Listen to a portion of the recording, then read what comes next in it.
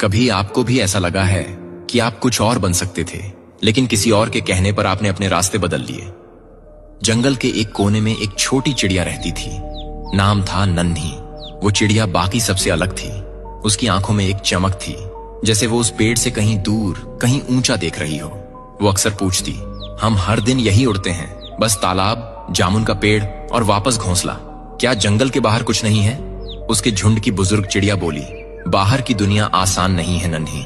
वहां शिकारी हैं जो सिर्फ पंख नहीं, सपने तोड़ देते हैं। और कई बार अकेलापन इतना गहरा होता है कि अपनी ही आवाज डराने लगती है। बंदर ने हंसकर कहा, इतना सोचती क्यों है? उड़ तो सकती है, लेकिन क्या लौट भी पाएगी? नन्ही चुप रही, लेकिन उसके भीतर कुछ लगातार बोल रहा था, अगर मैं नहीं गई तो मैं कभी जान नहीं पाऊंगी कि मैं क्या हूं। और एक सुबह जब सब सो रहे थे, वो उड़ गई, बिना बताए, बिना रुके। ऊंचाई जैसी उसने कभी महसूस नहीं की थी।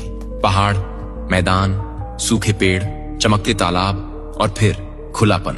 ना कोई सीमा, ना कोई झुंड, बस हवा और वो। लेकिन कुछ ही घंटों में थकान, डर, अकेलापन घेरने लगे। कहीं बैठने की जगह नहीं, कोई दिशा नहीं। उसने खुद से पूछा, क्या मैंने गलती कर दी?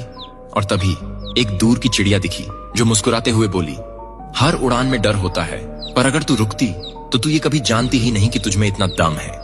नन्ही लौट आई, लेकिन वो वैसी नहीं थी जैसी गई थी। उसके पंखों में अब उड़ान से ज्यादा विश्वास था।